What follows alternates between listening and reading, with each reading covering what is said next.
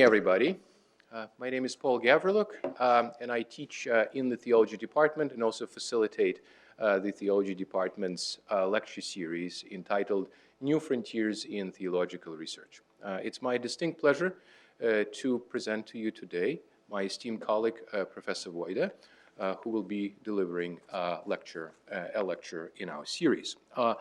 Professor Wojda is Associate Professor of Theology at St. Thomas.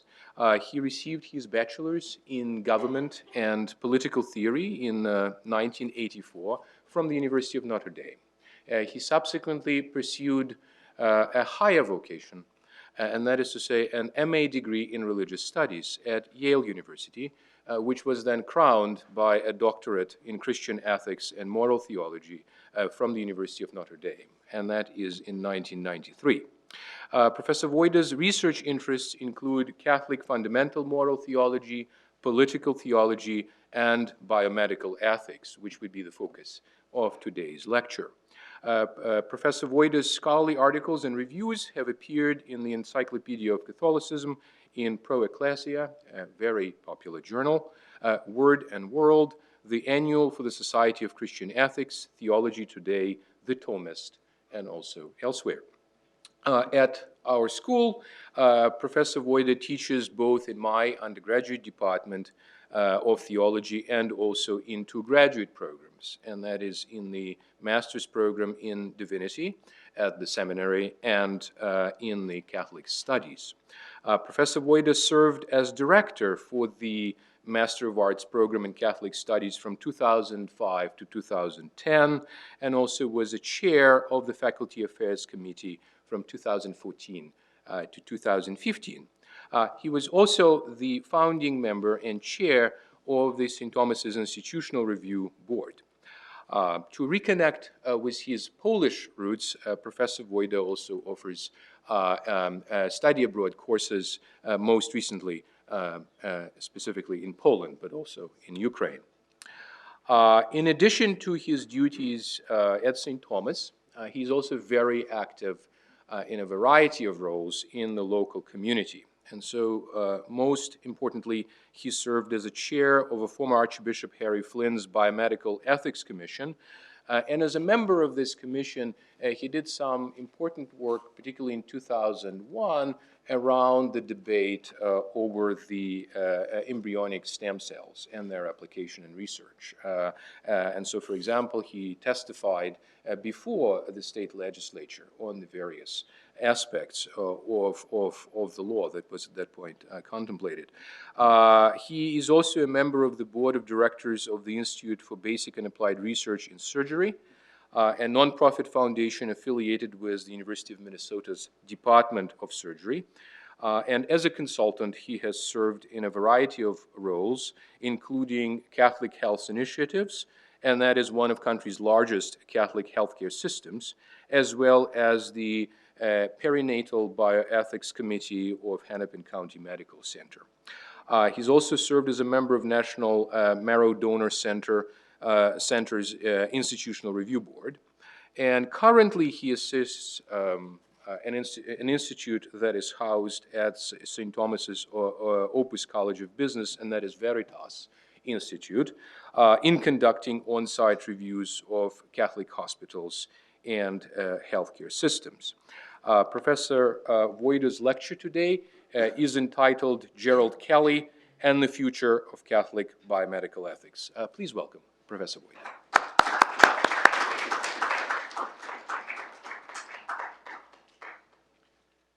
Thanks for that introduction, Paul, and thanks everyone for coming out. It's a beautiful night. I appreciate your willingness to sacrifice the beautiful weather. I also understand the Minnesota Wild is playing its first playoff game tonight, and I'm sure there's all sorts of other things going on, so I do appreciate your coming here tonight.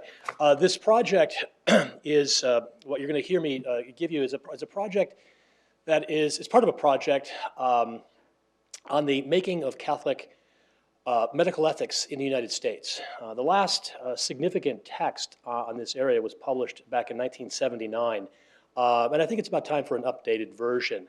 The intended audience is upper-level undergraduates, graduate students, and actually, to be quite honest, individuals already working and active in the Catholic healthcare world, physicians, other frontline providers, as well as individuals working in the mission and ministry programs or divisions of Catholic healthcare systems and Catholic hospitals. As I hope to make it clear, there is an increasingly pressing need for an introduction to the long and robust tradition of Catholic healthcare ethics, even in the United States, for this audience. So keep in mind that's the background here. So Gerald Kelly and the future of Catholic biomedical ethics. Gerald Kelly has been called the father of American Catholic medical ethics. Let me just actually take you to the next slide. I want his picture up there. Excuse me. Gerald Kelly has been called the father of American Catholic medical ethics. Rodney Dangerfield might be a more fitting appellation, for despite his many important contributions to the field, Kelly is largely unappreciated today. When he is recognized, it is typically as a transitional figure, and more often than not as a foil. That is, he is made to represent the dismal state of American Catholic medical ethics and American Catholic moral theology generally, just prior to the Second Vatican Council. The following essay offers a different perspective on Kelly and his work. It aims to retrieve Kelly as a figure of more than simply historical interest, as more than a foil against which to measure the renewal of post-conciliar Catholic medical ethics and moral theology. My argument is that Kelly's best work in medical ethics displays a set of skills of continuing relevance for Catholic biomedical ethics today. In fact, as I hope to show, Kelly's work is more relevant today than ever, precisely because of, and not despite, the significant institutional changes in Catholic healthcare and Catholic moral theology since the 1950s. Kelly's fatherly reputation. Here I want to offer a background to Kelly, his life and his work, before turning to a closer reading of one of his most influential essays. Kelly's fatherly reputation rests largely on his sole authorship of the first two editions, in 1949 and 1955, of the Ethical and Religious Directives for Catholic Hospitals. These directives, currently in their fifth edition, have been much revised and updated since Kelly's day. Nevertheless, they are still recognizably the offspring of the original. Kelly's directives are important because they were quickly and voluntarily adopted as the standard code in every Catholic hospital in North America. Oddly enough, other than a brief surgical code published by the Catholic Hospital Association in 1921, no more general ethical and religious guidelines for Catholic hospitals had been universally adopted, despite the fact that by the mid-1950s, Catholic hospitals had been operating in North America for over 100 years. The rapidity with which Kelly's directives were adopted is a witness in part to the many transformations occurring in post-war American Catholicism, transformations that made such a code desirable and perhaps even necessary. For example, the remarkable growth of Catholic hospitals themselves, approximately 840 of them at the time of Kelly's flourishing in the mid-50s, serving more than 5 million patients annually. This hasn't really changed. 1 in every 6 patients in the United States today receives their care, will receive care on a daily basis. 1 out of every 6 patients in the United States receives care at a Catholic hospital or healthcare institution. Secondly, the increasingly complex and ethically challenging nature of developments in post-war medicine, such as artificial insemination and live donor organ transplantation. I'm going to talk a lot about live donor organ transplantation. Third, the keen interest being shown by the Vatican and by Pope Pius XII himself in questions of medical ethics. Kelly once referred to himself, I think in a rather interesting phrase. I'm not quite sure what the tone was. He said, my life, I'm basically a moral theologian in the time of Pius XII. So those who know Pius XII might appreciate Kelly's reference. And finally, not least, the increasingly pluralistic character of American life. Right? All of these changes made such a code not only desirable but probably necessary. However, the single most important factor behind the rapid adoption of Kelly's directives was Kelly himself. He was, quite simply, the most well-known and respected American Catholic moral theologian of his day. Raise your hand if you've ever heard of him before. So I thought, well, thanks, Sam. Who was Kelly? Kelly received his doctoral degree. He was born in 1902, Denver, Colorado. Dies in 64, right? That picture right there is probably taken close to the, I would say close to the time of his death. Early 60s. Does that look like a 62-year-old man to you? It's more like an 82-year-old man to me. Yeah. Anyway, I'll say a little bit about this. So Kelly received his doctoral degree from the Gregorian University in Rome in 1937, writing his thesis on the, quote, the theologian's concept of venereal pleasure. I won't explain what that's all about. He returned to St. Mary's, Kansas to teach moral theology to Jesuit scholastics at St. Mary's College, no longer exists, which is where he would spend the rest of his career. In 1942, Kelly co-authored a small book aimed at college-age students, Modern Youth and Chastity, which put his name on the map. The book was an immediate success. Over the next 20 years, it would go through multiple editions, selling more than 1 million copies, not including those sold in the 5 foreign languages into which it was translated. I think you can still buy copies of it on Amazon, used, obviously. That same year, 1942, Kelly also began a 17-year stint as managing editor of Review for Religious, a widely read journal for clergy. During these years, Kelly was also teaching summer courses to groups of religious and laity at a variety of Midwestern Catholic colleges and universities. Thus, to say that by the mid-1940s, Gerald Kelly was a household name may be exaggerating slightly, but not by much.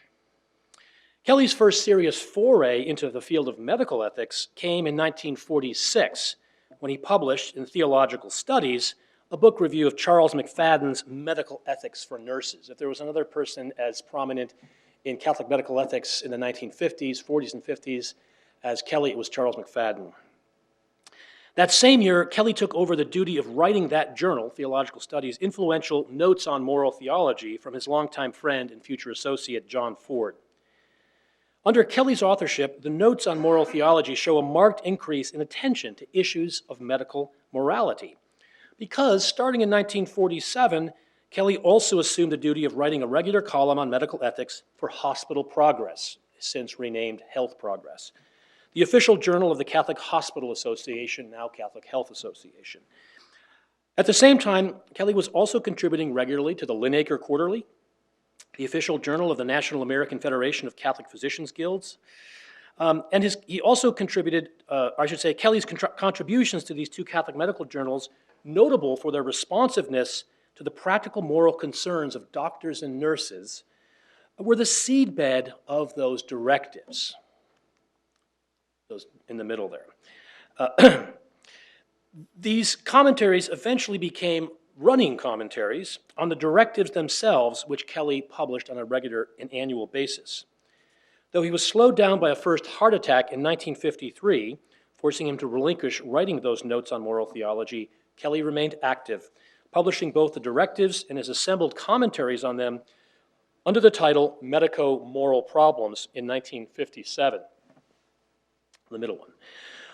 Excuse me. The book was very favorably received. One reviewer wrote, "We have here the professional theologian at work, not the mere redactor of a handbook for doctors and nurses. First, it is characterized by judicious interpretation of the directives of the Holy See, especially the prolific pronouncements of Pius XII. Second, it is distinguished by broad knowledge of matters medical. Lastly, it is noteworthy for a wisdom and prudent judgment born of long years." Close quote. Such accolades were not unfamiliar to Kelly. He had already served as the 4th president of the Catholic Theological Society of America in 1949, and in 1953 he received that society's prestigious Cardinal Spellman Award. Now, given Kelly's reputation throughout the 1940s and 50s, it is startling how quickly he and his work fell into obscurity following his death in 1964. The entry on Kelly in the New Catholic Encyclopedia merits barely a single column. The only monograph on Kelly is a dissertation written by Edward Lisson, a fellow Jesuit, in 1975. Unpublished in its entirety, there is only one complete original copy of Lisson's dissertation available, and that's in the archives of the Midwest Province of the Society of Jesus in St. Louis, Missouri. Ed Lisson just died last January. Theological Voices in Medical Ethics, a retrospective volume on important figures in the making of American theological bioethics, which was published in 1995 by the now defunct Parkridge Center for Health, Faith, and Ethics, ignores Kelly entirely.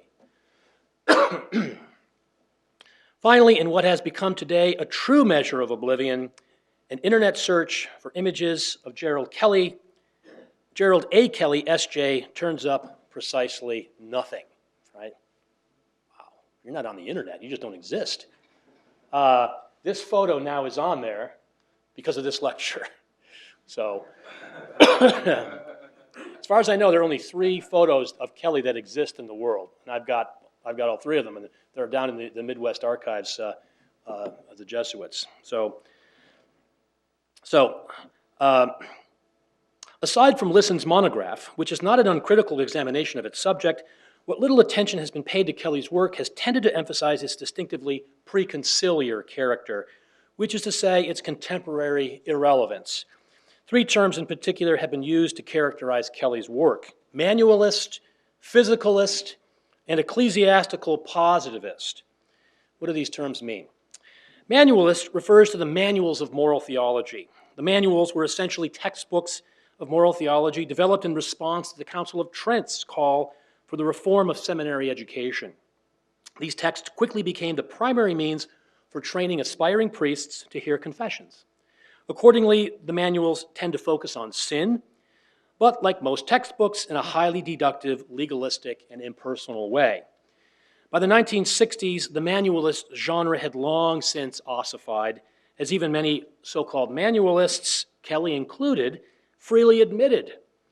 The genre's death notice was quietly signed by the Second Vatican Council's call for the renewal of moral theology in its decree on priestly formation. Thus, to describe Kelly as a manualist, or even as a moral theologian working at the end of the manualist era, is to characterize his work as similarly moribund. Physicalist. Physicalist refers to a method for determining the rightness or wrongness of human acts, one that places primary, if not exclusive, emphasis on what are taken to be the unchanging physical features or processes of these acts. For example, a surgical intervention intended to render a man or woman permanently sterile is always morally wrong on physicalist grounds because such an act contradicts the procreative design of the human reproductive system, a design physically manifest in those organs themselves. Mutilations is how such sterilizing acts were classified in the manuals. In order to address the many problems created by this method, for example, is it ever permissible to remove a cancerous uterus? Moral theologians appealed in increasingly sophistical ways to a number of moral principles, above all, the principle of double effect. The principle of a double effect holds that acts with a bad effect can be morally justified if, among other things, the bad effect is not directly intended. So this strategy solved some problems, such as the cancerous uterus, but it created many others. However, to the waves of reforming moral theologians in the 1960s who invented the term physicalist or physicalism had a deeper problem. The entire approach was captive to an abstract and unchanging account of human nature, an approach influentially described by Bernard Lonergan as a form of classical consciousness. In contrast to classical consciousness, revisionist moral theology was historically minded, open to change, and attentive to the whole person. It was personalist rather than physicalist. On personalist terms, what makes an act right or wrong is whether it serves the integral good of the whole person, not simply whether it respects physical processes of discrete human acts. From a personalist perspective, then, the physicalism displayed in Kelly's writing is not just an old-fashioned method of moral theology. Fashions, after all, may come and go, but rather a seriously mistaken approach, fortunately corrected by moral theology's turn to the person. Ecclesiastical positivist.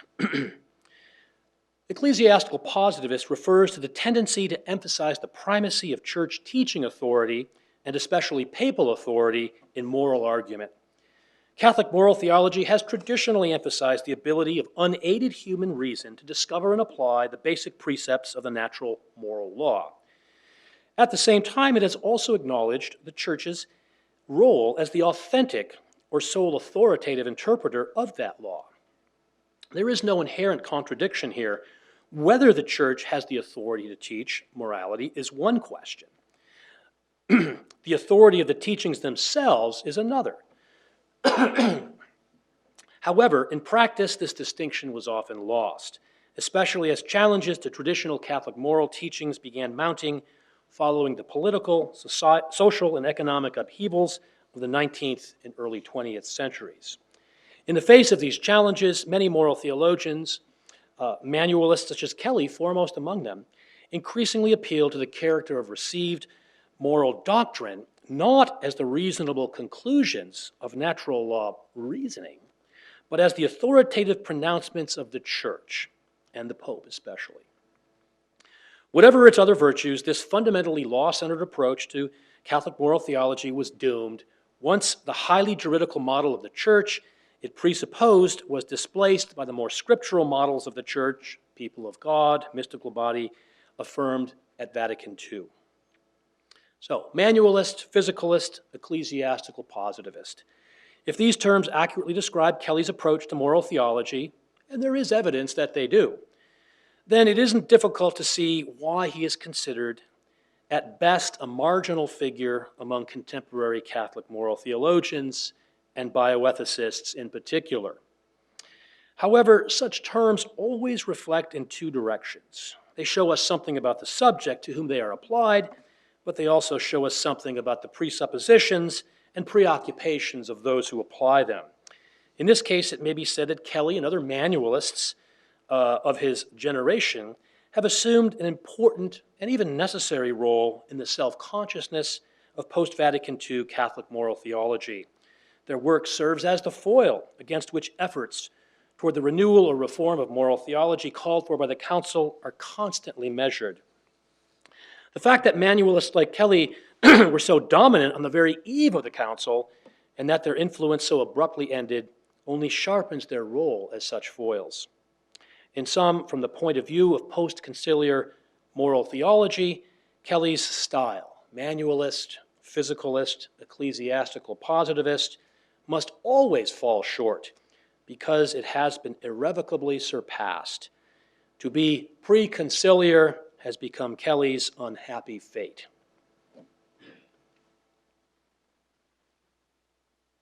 Fortunately, it is a fate neither deserved nor inevitable. In what remains tonight, I will argue that Kelly's best work in medical ethics exhibits virtues that not only contributed to the development of Catholic doctrine in this area, medical ethics, at the time, a claim that would have perhaps surprised Kelly himself, but that also, skills that also remain relevant today, not despite, but because of some key changes in both Catholic healthcare and Catholic moral theology since Kelly's day. Two changes are particularly noteworthy. First, the first change often noted is the transition of Catholic moral theology following the Second Vatican Council from a predominantly seminary to a predominantly university setting, where theology is taught as one of the liberal arts and taught increasingly by lay people to lay people. The second change, perhaps even more noted than the first, is the migration of Catholic healthcare in the United States from almost exclusively religious control to almost exclusively lay control, a process that began in earnest in the 1980s and is all but completed today. These two changes, the transitions of moral theology to the university and in Catholic healthcare from religious to lay governance, have more to do with each other than might first appear. Importantly, for my purposes here, these two changes have meant that today and into the foreseeable future, the moral theological formation of Catholic healthcare professionals, including Catholic biomedical ethicists, is and will be largely, though of course not exclusively, the preserve of theology departments within Catholic colleges and universities. Hence, to a large extent, what Catholic healthcare looks like or will look like in the middle of the 21st century will increasingly depend on what Catholic theology, and moral theology in particular, will look like in Catholic colleges and universities at the mid-21st century mark. Now, these observations may seem to provide yet further reason to dismiss Gerald Kelly as irrelevant to Catholic biomedical ethics today. After all, Kelly spent the entirety of his career in a Catholic seminary, not a Catholic college or university. Moreover, the future of Catholic liberal arts, colleges and universities, and of theological inquiry within them did not figure prominently among his interests or concerns.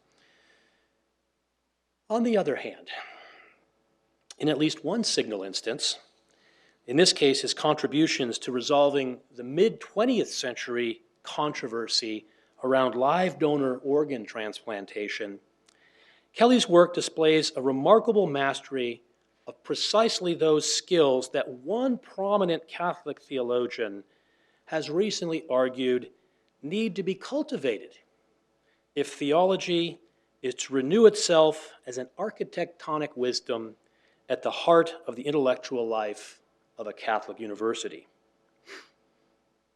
In the final chapter of his book, that theologian, Michael Buckley, his book is The Catholic University as Promise and Project, Michael Buckley argues that the post-conciliar renewal of theology as a vital mode of inquiry within Catholic universities will require the establishment within such inquiry of more universal theological skills, or universal theological arts, he calls them. That is to say, arts in the medieval sense of skills which permeate and are employed in all theological reflection. I'm going to toggle forward. I'm sorry, it's hard to read. I'll come back to this. The alternative to the development of these more universal theological arts is the continued mutation of theology, and perhaps the other liberal arts with it, into increasingly arcane disciplines and fragmented subdisciplines whose claims of liberating or humanizing its students become ever more difficult to articulate, much less defend. According to Buckley, there are 4 such universal skills: hermeneutics or semantics, and these are all basically updated versions of the classical liberal arts of words of the Middle Ages. Hermeneutics or semantics, methodology or argumentation, as he calls it, philosophy, and fourth, history. I'll return to each of these as we unpack an essay by Kelly. Each of these skills, Buckley continues, particularizes for theology those liberal arts, or studia humanitatis, which have entered into liberal or humanistic education in general. Each of them is present and active whenever theology is well done. So my proposal here is that all 4 of these skills are on display in Gerald Kelly's best work, and in particular in his signal contribution to resolving the controversy over live donor organ transplantation in the middle of the last century. You probably didn't realize there was a controversy over live donor organ transplantation, but there was in the mid-1950s, and actually 40s and 50s. So in order to, before examining how Kelly resolved that controversy, let me briefly explain the origins and nature of that controversy. I think it's important to note, it's no small thing to be able to resolve theological controversy, especially moral theological controversy. The first successful live donor organ transplantation took place in late 1954 at Peter Bent Brigham Hospital in Boston, where since the early 1950s, doctors John Murray and John Merrill had been experimenting unsuccessfully with the transplant of cadaveric kidneys into patients suffering from end-stage renal disease.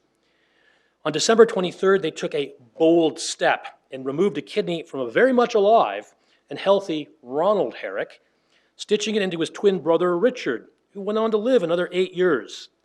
With this achievement, the era of major organ transplantation had begun, but not without controversy. One observer described Murray and Merrill's operation as, quote, a major ethical leap. At issue was how to justify what appeared to be the deliberate maiming, mutilation, of an otherwise healthy individual, that is, the organ donor, in the face of the ancient Hippocratic injunction to do no harm. Now, mutilation of a healthy body had long been prohibited, in both the Jewish and Catholic traditions, and in secular jurisprudence as well. The only exceptions being those cases in which the sacrifice of a body part, a gangrenous limb or a hand caught in a trap, was necessary to save that person's life. Thus, there was a well-established edifice of medical, religious, and legal opinion that seemed to bar the way to further progress in live donor organ transplantation. On the other hand, given the rapid advances in transplantation technology in the 1930s and 40s, at least a few moralists were beginning to probe these boundaries. One of them was Father Bert Cunningham, who in 1943 defended a dissertation at the Catholic University of America entitled The Morality of Organic Transplantation. Cunningham argued that the principle of totality, traditionally used to justify bodily mutilation in order to save one's life, that is to say, the good of the whole justifies the sacrifice of a part, that this same principle also permitted organ donation to save the life of another person. He appealed to the theological doctrine of the mystical body of Christ as grounding the fundamental ordination of the human person to all other persons as parts to the whole. Now, Cunningham's argument was not well received. As Albert Johnson puts it, it seemed to reach too far beyond the traditional interpretation of the principle of totality.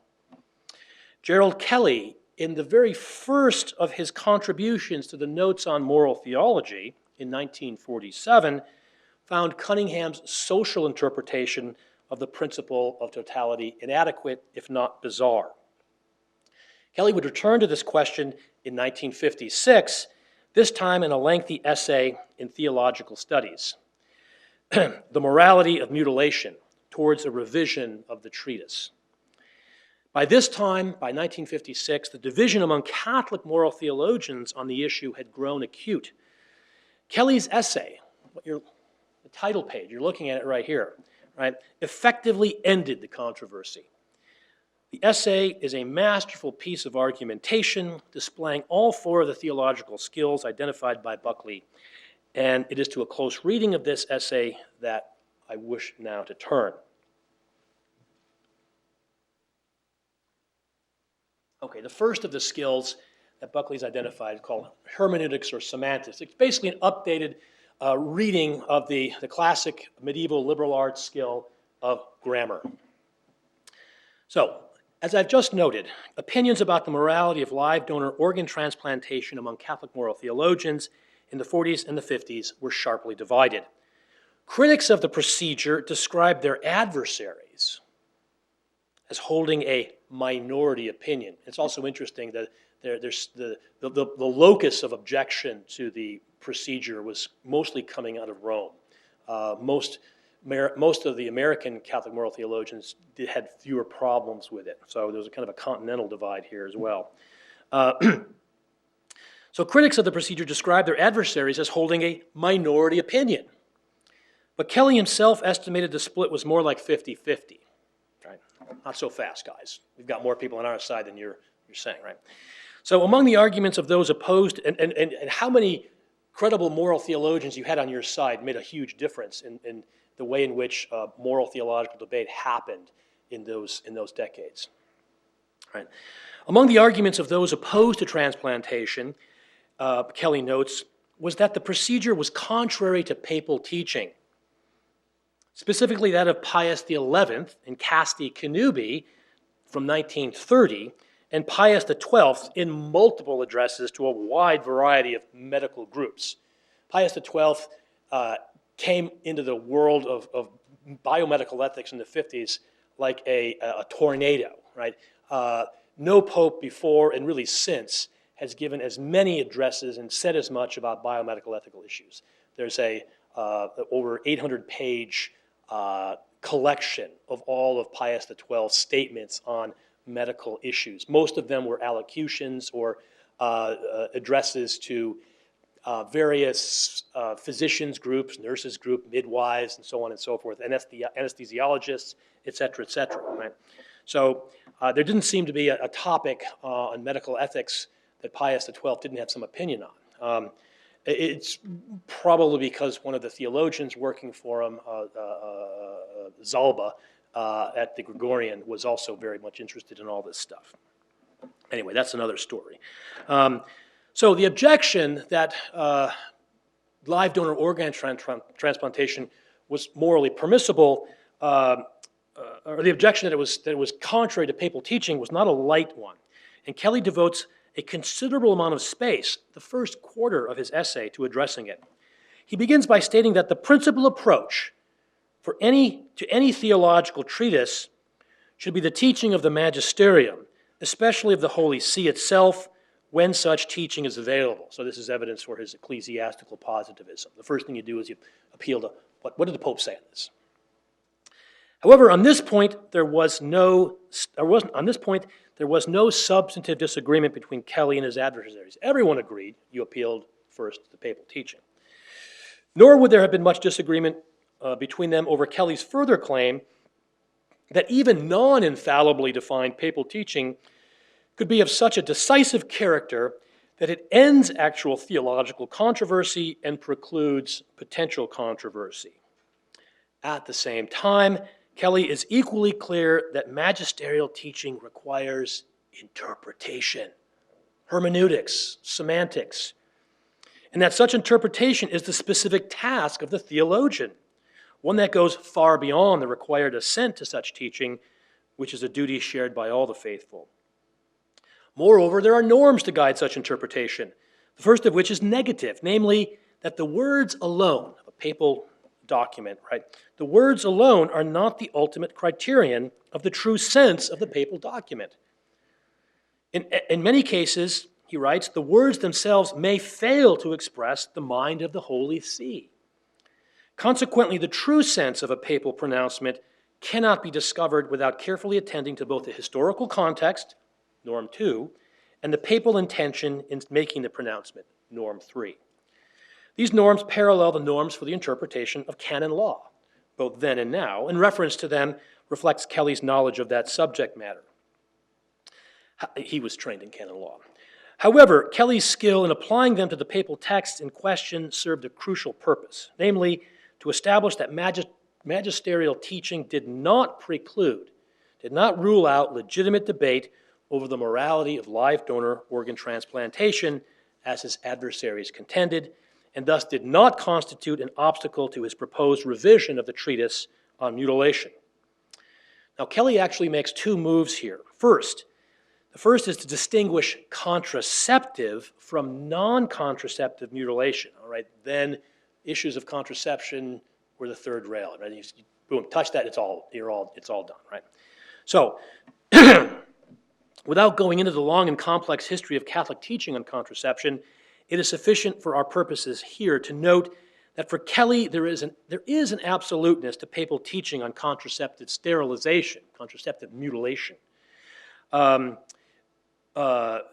which he means the suppression of the procreative capacity temporarily or permanently, either as an end or as a means. But there's not an equivalent absoluteness to other forms of mutilation. Nonetheless, by distinguishing between contraceptive and non-contraceptive sterilization, Kelly effectively defangs Casti Connubii, right, the big document hanging over all of this, debate, whose teaching, Kelly was more than willing and ready to admit that Costi Connubi's position on contraception as intrinsically evil met the definition of infallible teaching. However, when it comes, but this doesn't apply when it comes to the church teaching of organ transplantation. So, in other words, when speaking about the evil of contraceptive mutilation, or I should say non-contraceptive mutilation, official church teaching did not prohibit all mutilation, or at least could not be interpreted as doing so unambiguously. Kelly's second move was to observe that in fact there was no precise and explicit definition of mutilation in papal teaching at all.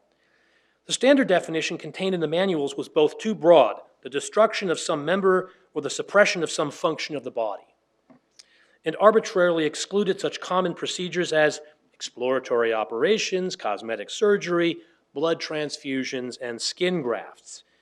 Kelly thus proposed a more precise redefinition of the term.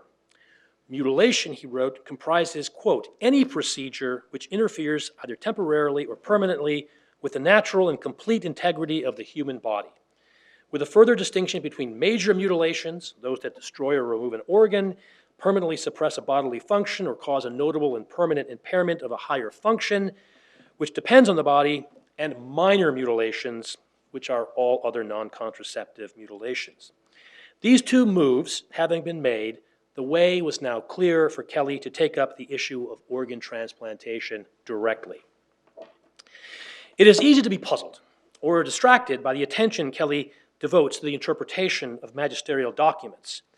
As already mentioned, this emphasis on papal teaching to the almost complete exclusion of both scripture and human experience is on most accounts regarded as a problematic chapter in the history of Catholic moral theology, and rightly so. Nevertheless, it is also possible to be impressed with Kelly's skill in working with these texts and his clear recognition that their interpretation, not simply repetition or explanation, is among the primary tasks of the moral theologian. Catholic moral theologians today have the added burden of interpreting not only magisterial pronouncements, but also scripture and the vastly more complicated text that is human experience. The norms of interpretation for each of these sources are correspondingly complex and have themselves been the object of controversy among moral theologians. But the underlying skill of such interpretation, hermeneutics, remains the same. Here I quote Buckley. What is this skill of hermeneutics or interpretation? It is the primary ability to deal with structures of meaning, of symbols within their own context, as well as within their effective histories and successive applications, and of literary form, so that poetic statement is not physics and mathematics is not theology. It is both the ability to receive and the ability to author, to read and to speak or write in such a way that the symbols deliver meaning, that what is read or what is said makes sense. Proper cultivation of this skill, Buckley continues, should enable the theologian to, quote, move through text with sensitivity and insight, looking for clues and pluralistic meanings within the abiding richness of statements, without simple-minded reduction of assertions to a single series of meanings or nonsense. In his scrutiny of magisterial documents regarding mutilation, Gerald Kelly, I think, can legitimately be said to have done just that. Secondly, methodology or argumentation, then. Central to this skill, the skill of argumentation, writes Buckley, is the sensitivity to argument and to evidence, to the strength of conclusions and their warrants within data, and negatively to the substitutions of sophistry, pretensions, and empty claims. In moral theology, such a skill will manifest itself in the ability to define terms with precision and clarity, to formulate adequately the question or problem at issue, and to move towards the answer or resolution in ways commensurate with what the established evidence or data permits. Again, Kelly's essay is exemplary in each respect. We've already observed Kelly's attempt to provide a more serviceable definition of the term mutilation, largely through the careful use of distinctions which have long been the theologian's stock in trade. Kelly adumbrates several other important distinctions in driving to the central question, that is, the morality of live donor organ transplantation. So between direct and indirect mutilation, self-mutilation and mutilation of others, licit and illicit mutilation, etc. In making these various distinctions, one of Kelly's aims is to rebut the claim that mutilation is intrinsically evil. That is, that it is a kind of act, the performance of which can never be morally justified, either by appeal to the intention of the acting person or to the circumstances surrounding the act, including its beneficial consequences. However, Kelly reminds the reader, and here his experience within the setting of Catholic healthcare certainly plays a role, that mutilations occur all the time in medicine and are often directly intended. Think, for example, of surgical cutting. Such acts cannot be said to be intrinsically evil,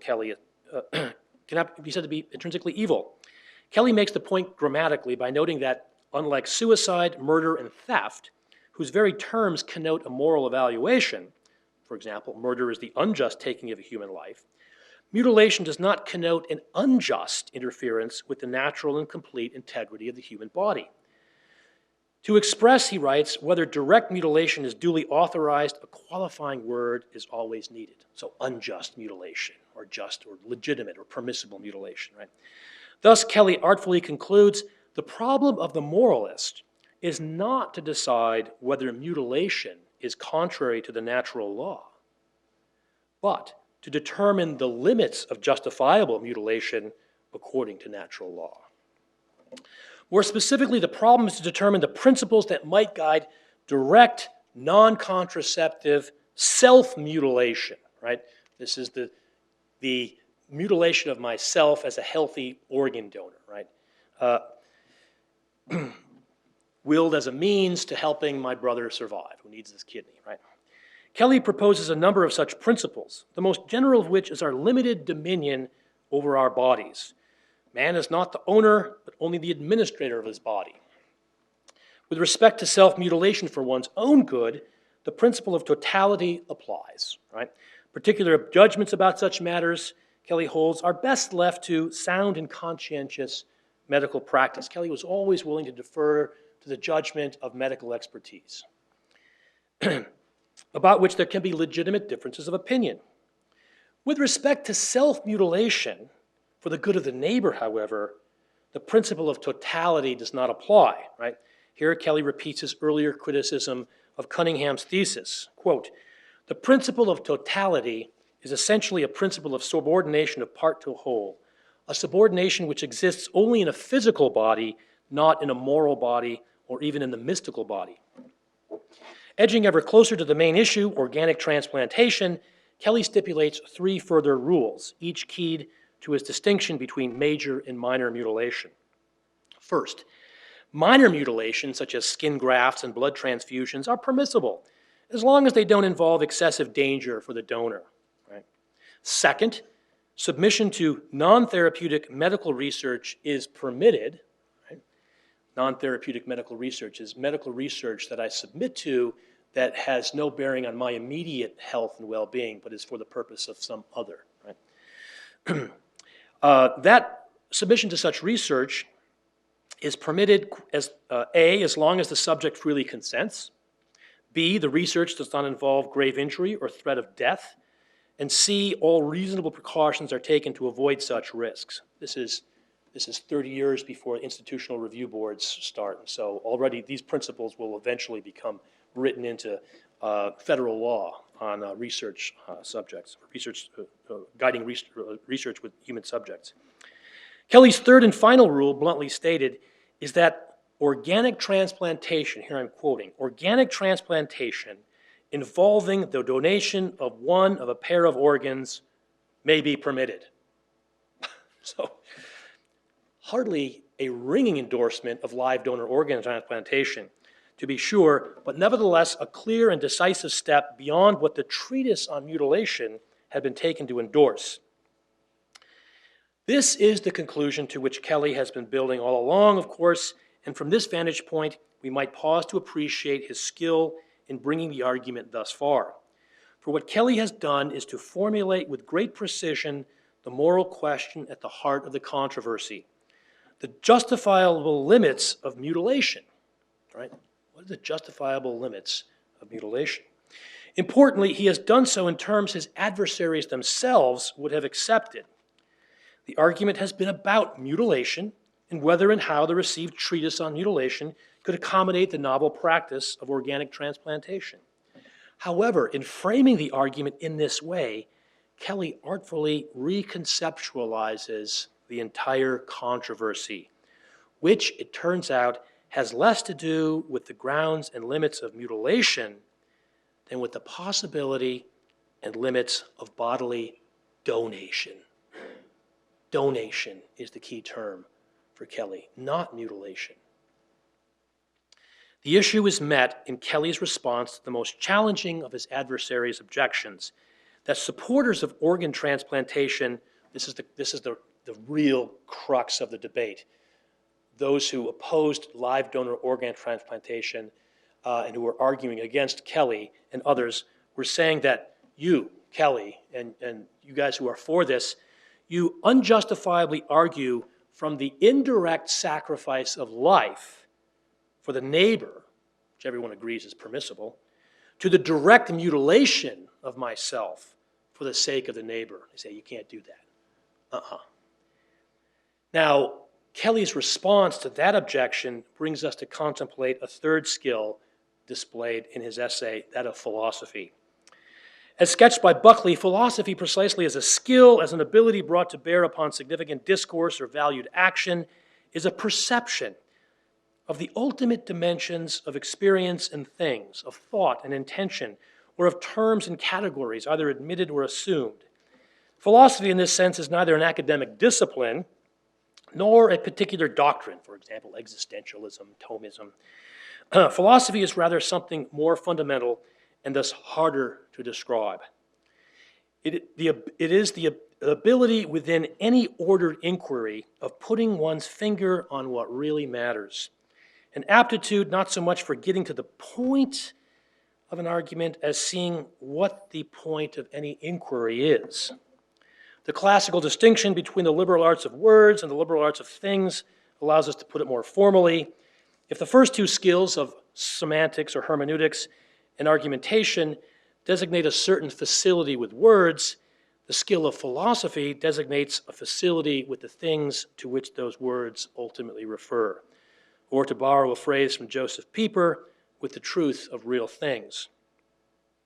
In moral theology, the skill of philosophy will be central for articulating both the range of goods operative in any significant discourse or valued action, and more importantly, the relationship of these goods to the transcendent good of divine charity, the love that moves the sun and the other stars, in Dante's famous phrase. There is no algorithm or formula for such articulation, which is, of course, why philosophy is a skill and not a method in the narrow sense of that term. It is also why playwrights, poets, musicians, and choreographers are often better at this than moral theologians. Gerald Kelly is certainly no playwright, poet, musician, or choreographer, but he nevertheless effectively brings forward the reality of divine love in what are the most crucial passages of this essay, the morality of mutilation. And in doing so, he fundamentally reorients the entire debate over organ transplantation. So again, the most serious objection raised against advocates like Kelly of live donor organ transplantation was that they unjustifiably argue from the indirect sacrifice of life for the neighbor to direct mutilation for the sake of the neighbor. Now, there has never been serious objections to the former, right? Laying down my life for a friend, right? States Kelly, because saving a neighbor's life has always been accepted as a proportionate reason for the indirect sacrifice of one's life. We might think of any number of reasons that would not count, generally speaking, as proportionate, like laying down my life to save my neighbor's pet, or saving one's property, or winning honor and glory. However, Kelly pauses here to note that behind this simple question, whether saving a neighbor's life constitutes a proportionate reason for the indirect sacrifice of my own, there lies a knottier problem than most people seem to realize. So again, from the statement, right, he says, let's look at the reality behind this. What's the problem that most people have not realized? Kelly frames it as a tension between an intuitive judgment and a commonly accepted principle. On the one hand, he writes, there is a sort of intuitive judgment that this sacrifice of my own life ought to be both licit and laudable for the sake of another. On the other hand, it is commonly accepted that when it comes to the good of life, love of self takes precedence over love of neighbor. We can feel this tension for ourselves whenever we contemplate stories of heroic and self-sacrificial rescue. We are awed by the courage and generosity of those who lay down their lives for others. But at the same time, we are also discomfited by the seemingly reckless disregard for their own bodily good. This dilemma, writes Kelly, was resolved long ago by the acute mind of Aquinas, who employing a distinction between one's bodily good and the higher good of virtue, argued that in giving up one's life for a neighbor, a person is really loving one's own good, only of a higher order, more ontologically substantial, a more real order. The tension between love for our own bodily well-being and our love for neighbor is real. But in light of divine charity, whose warmth draws all things together and towards itself, we are actually closer to our neighbor's good, Aquinas uses the term soul, than we are to our own bodily good. Thus, for Aquinas, against the backdrop of divine love, which is the ordering source of all loves, we are not obliged to love our bodily good more than our neighbor's good, nor are we obliged to love our neighbor's good more than our bodily good, except when our station requires it. For example, parents, soldiers, police officers. However, in what pertains to our perfection, not what pertains to our duty, but our perfection, we may love our neighbor's good more than our own bodily good. Thus, concludes Kelly, it is entirely justifiable to argue from indirect sacrifice of life for our neighbor to direct mutilation, self-mutilation, for our neighbor's good. Like heroic self-sacrifice, organic live donor organ transplantation will remain exceptional. At the same time, and also like heroic self-sacrifice, it can be permitted for a proportionate reason, namely our neighbor's good. In this way, Kelly reorients the entire debate over live donor organ transplantation. From this time forward, the framing question for Catholic discussion of the topic is not about the permissible exceptions to the prohibition of self-mutilation, but about the reasonable limits of embodied love of neighbor. Last, we're getting to this close here, about maybe 5-7 more minutes. Last skill, history. As we have noted, the morality of mutilation represents a kind of development in Catholic moral teaching. To be sure, it is neither as stark nor as momentous a development as those on the subjects of slavery and religious freedom, the former officially condemned and the latter officially approved at the close of the Vatican Council, just over a year after Kelly's death. Nevertheless, it is still recognizably a development. More interesting, but harder to answer, is whether Kelly thought he was developing Catholic teaching. There is ample evidence to suggest that he would have resisted such a description as doctrinal development, at least when it comes to moral doctrine, at least in any robust sense of that term. For as we already observed, in Kelly's view, the primary task of the moral theologian is to articulate the unchanging norms of the natural moral law incumbent on all rational creatures, and to do so largely in an ancillary capacity, that is, to assist the hierarchical magisterium in its role as moral teacher. As Kelly writes, his revision of the treatise is in many ways simply a clarification of ambiguous papal teaching. It's what you do in the age of Pius XII. On the other hand, it is difficult to believe that Kelly didn't recognize that on the issue of organ transplantation, his quote-unquote interpretation of magisterial pronouncements was exploring new territory. That in a more general way, advancing medical science and changing moral attitudes among both professionals and laypersons was likely to continue to force such exploration, and that, at least to some degree, this dynamic had characterized the history of moral reflection and church tradition in the past as well, at least on medical matters. To the extent that Kelly might have held such convictions, he can be said to exhibit the fourth and last of our general theological skills, the skill of history. As a skill, history is nothing other than the settled disposition, a kind of consciousness in Buckley's terminology, to study things in their development. Kelly's concluding sentences of his essay indicate that he knew well the value of such a skill, especially in the midst of moral controversy. So I'm going to read you the last few sentences. Fascinating. He concludes this remarkable essay. One author has recently suggested that an explicit papal statement on the controversial question seems desirable. This suggestion is debatable. We are learning much from this controversy, and we can learn still more. And surely no harm can come from it, as long as moralists avoid the errors at which the papal statements have been leveled. So, conclusion. We are learning much from this controversy, and we can learn still more. Hardly the words of an ecclesiastical positivist, a physicalist, or even a manualist.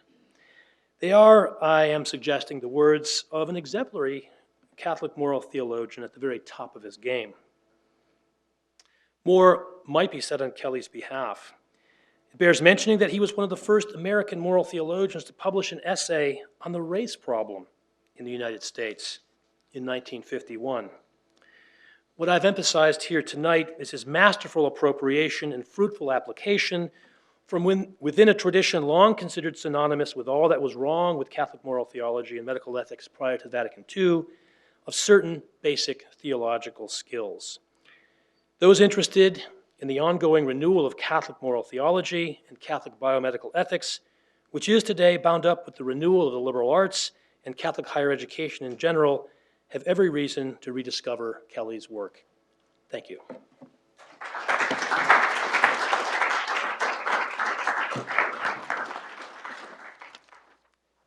Professor Wojda, thank you so much for this really masterful lecture that I'm sure has given us all a lot of food for thought.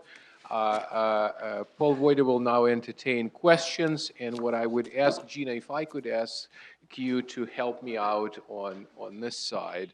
And if you could please speak your questions into the microphone because the lecture is being recorded.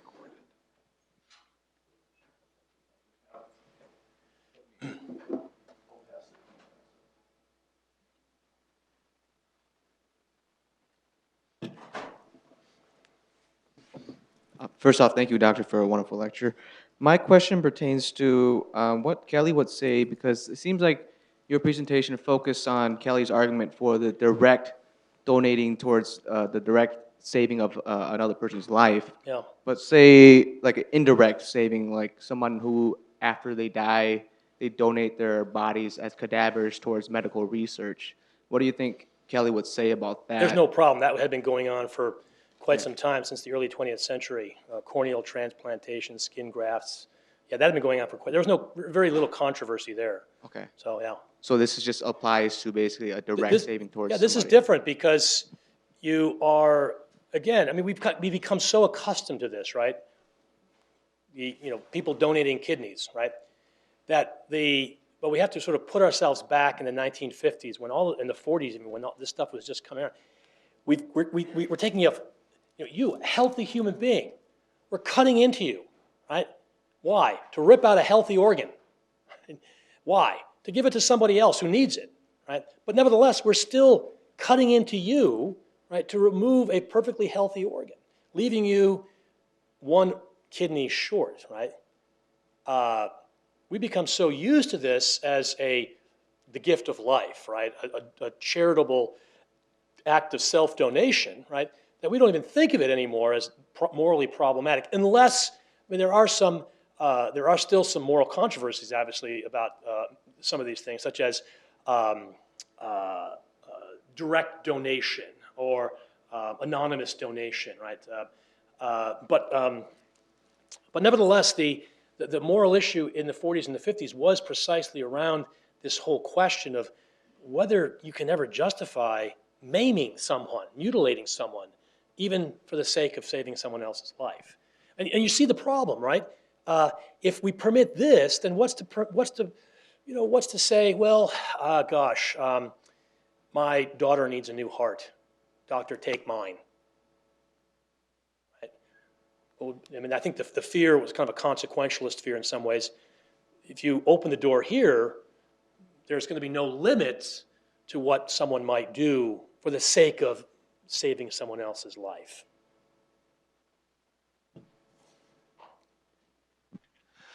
Paul, is there a relationship between this thinking and the developing notion of whether you own your body or not? What Kelly's doing? Yeah, so in this time, would Kelly have the sense you have this autonomy over your body? Is he in a culture where you would not have autonomy over your body? You think your body is God's, or your body is, where in culture today, you own your body? Right. One of the criticisms of Kelly and the other manualists is that they just don't do a lot of theology. Like strictly theological principles don't play a crucial role in a lot of what they do. The exception to that would be this principle that God has dominion over me in my body in particular. God owns me. So there's a direct denial of any sense of autonomy as in the sense that I own myself. So I'm not sure if that's what you're asking. That kind of a standard principle that runs throughout the manualists' approaches to medical ethical issues where it comes to killing. The other theological principle that's oftentimes sort of plays a little bit of a role is the notion of redemptive suffering, right? So if you are experiencing suffering, then you can appeal to the redemptive character of that suffering, or you should be able to appeal to the redemptive character of that suffering. But those two principles, the first, with possible exception of the first, don't do a lot of real work in the actual analysis of a lot of this. Anybody else? Do you see any other areas where that love of virtue that's higher than the love of your bodily good could play out in modern or contemporary biomedical ethical issues? Yeah, there are multiple debates going on right now among Catholic moral theologians. There's been no magisterial statement definitively one way or the other. And I think I don't want to suggest that somehow Kelly's work in this particular essay just can be simply lifted and used in those other debates. But I think one area where his approach and his appeal to the love of virtue might play a role is the debate over what's called embryo adoption. Right? There are some Catholic moral theologians who are absolutely dead set against this idea, right, of a woman or even a couple, a married couple, adopting an embryo that's been frozen in a fertility clinic, right? This is just absolutely contrary to church teaching. But there are other Catholic moral theologians who are saying, no, it's a heroic act of self-sacrificial love for the good of a child. It's a rescue. It's an adoption. It's a rescue activity. So something like this reasoning, I think, could be brought to bear on that debate.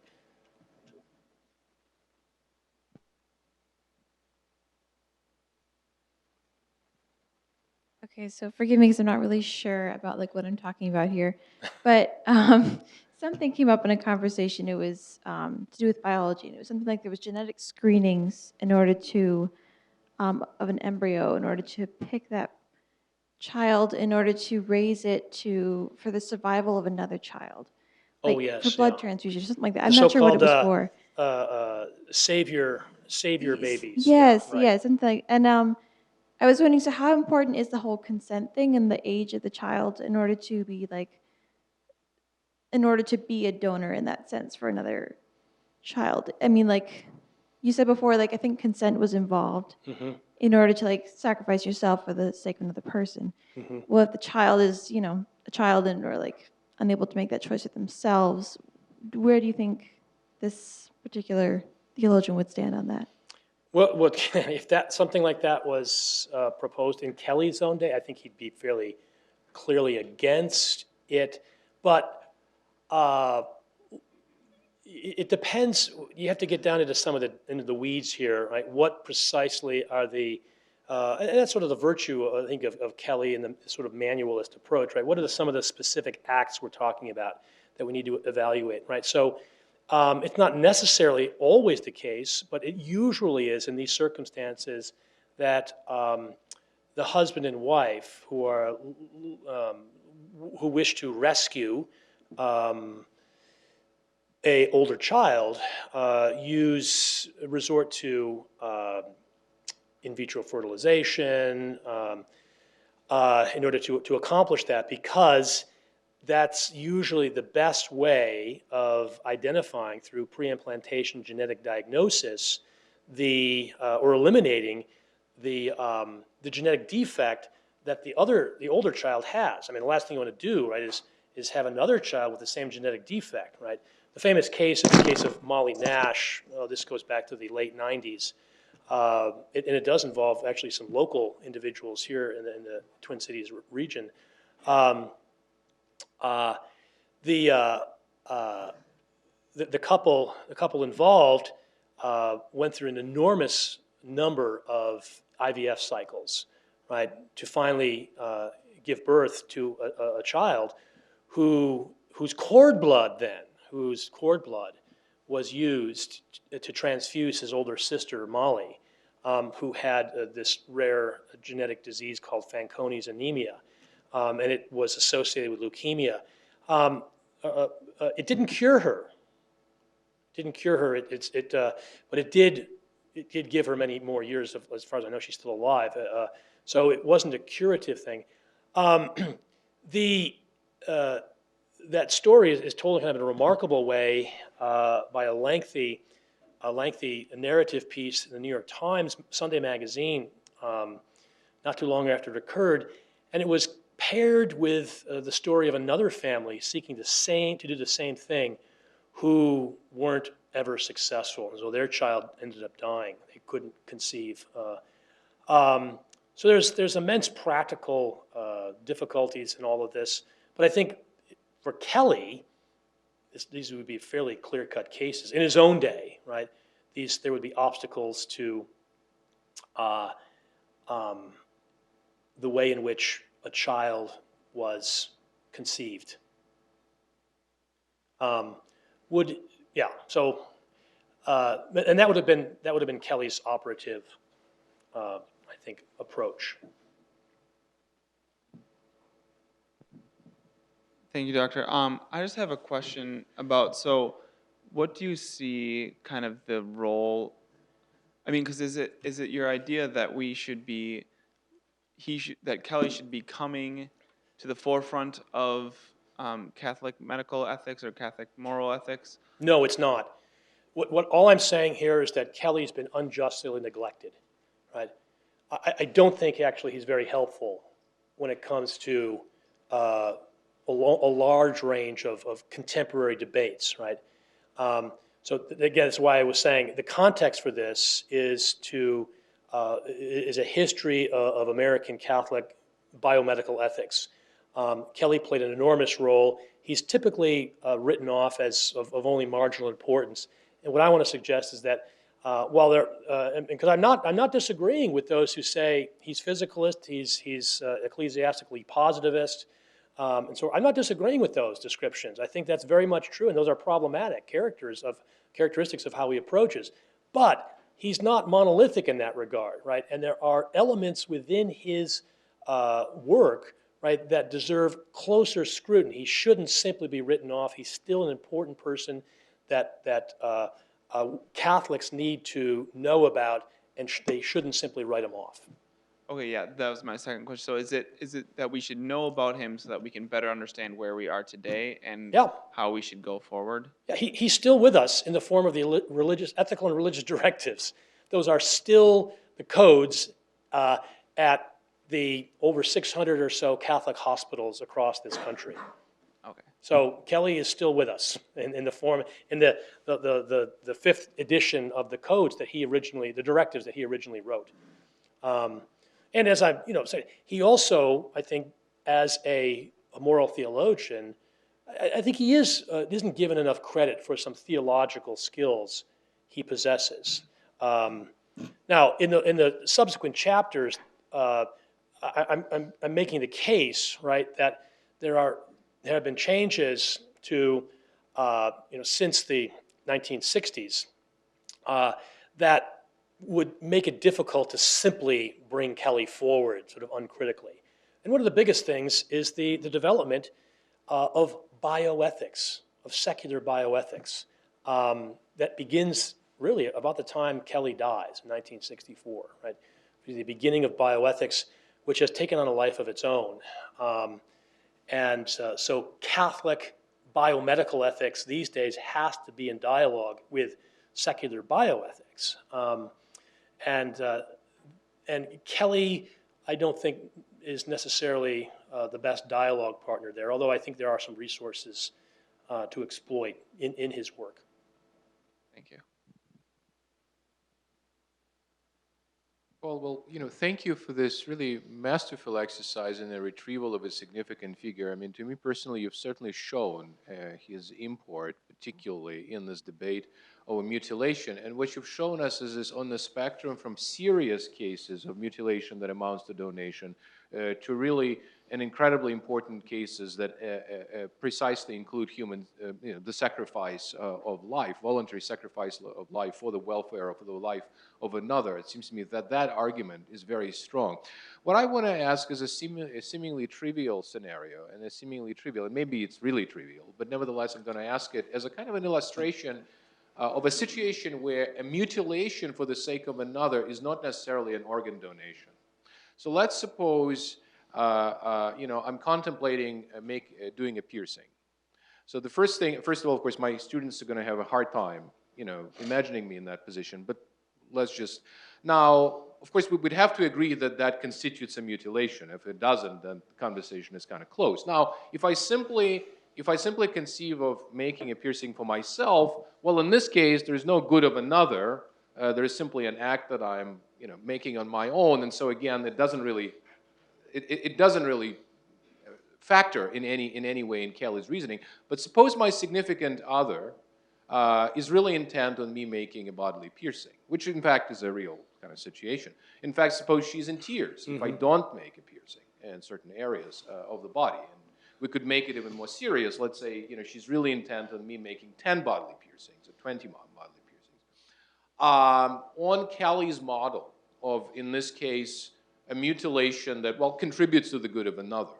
How would he handle this case? Would he approve of this case on Catholic moral teaching, or would he not? What would be the reply? Kelly was known, and this is, I think, part of his charm, is that he was known as something of a moderate, right? He famously argued that in debates over obligations of Catholic couples to have children, that when you've had 5 kids, you've done your duty, right? You don't have an obligation. That's someone was pressing him. How many children should Catholic couples have? And Kelly said, well, about 5. So, and there's a whole range of other things that Kelly was constantly trying to navigate between, the rigorists and the laxists, and typically trying to find the middle position. So I suspect here he certainly wouldn't, I'm unaware of his addressing this particular topic of, it is interesting, if you go back and look at all of his contributions to the notes on moral theology, and this is what's lovely about the manualist, right? There was no moral questions sort of too trivial to investigate. No. So it was interesting to look at the debates in the 40s and the 50s over prize fighting, or boxing. This was huge. and Catholics, hard scrabble Irish Catholics, and other European Catholics, immigrant, were fighting and doing great bodily harm to each other, concussions and so forth. It'd be worth going back and looking at those debates. Kelly was opposed to prize fighting, right? In light of the debates around concussions and NFL players and all that stuff today. But in any case, I think he certainly wouldn't, and as far as I know, I can't recall ever reading anything where he explicitly rules out any kind of cosmetic piercing. There's nothing intrinsically evil about, an ear piercing or a piercing as such, right? So the question would perhaps be a pastoral one at this point. And I think with respect to multiple or piercings, we get into questions. It's like the how many kids question, right?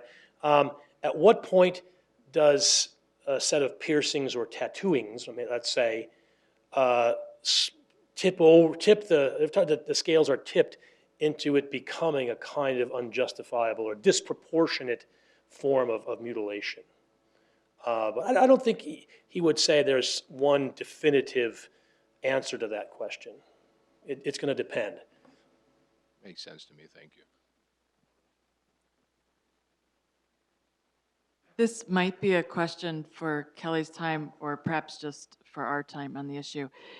Is there any discussion of organ donation being justified for the money that you can get from it? I know there's a lot of concern about people being manipulated to donate their organs to get money.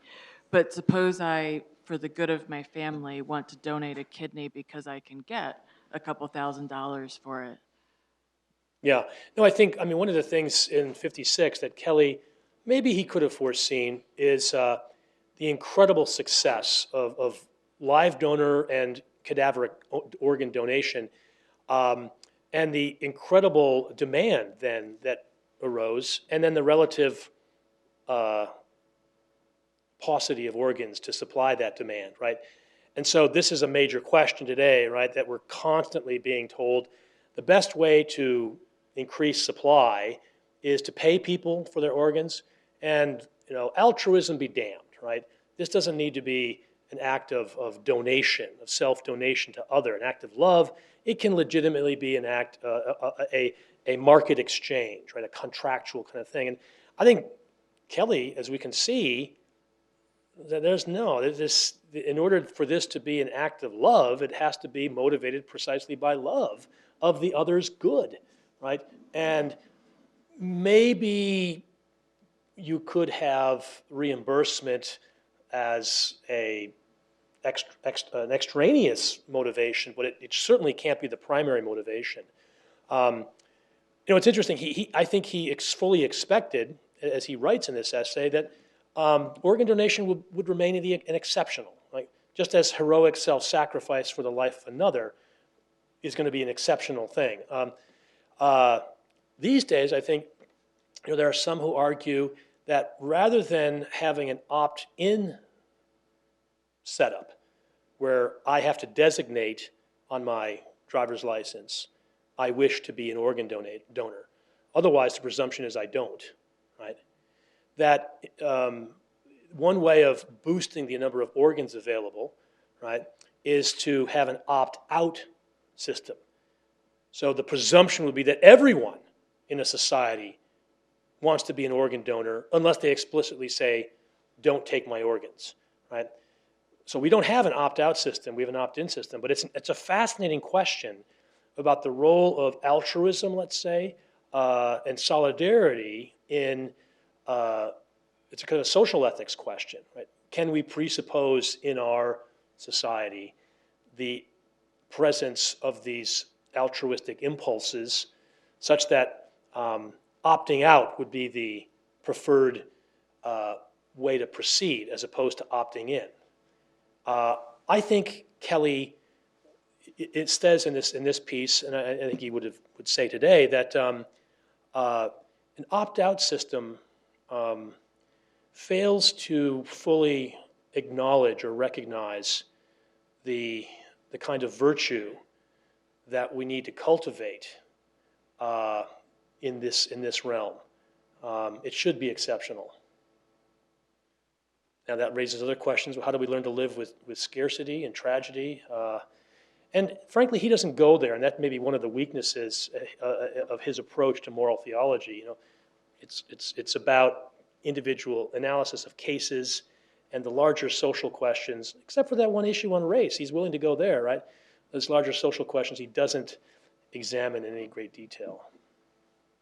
The meaning questions. And we have time for the last question. I was just wondering what you think like Kelly's standpoint would be on psychological case studies, like ones where they may keep patients for longer. Like there's a patient like Henry Mallison or whatever who had epilepsy and accepted a treatment that would remove his hippocampus, and then he lost the ability to form memories, so he didn't even remember accepting like the surgery.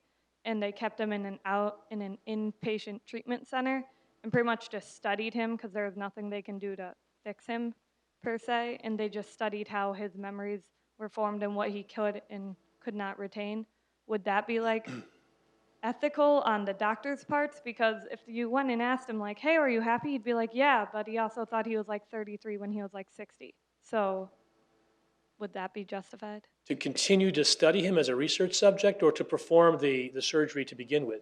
To continue to study him without him being able to like consent fully. Yeah, it's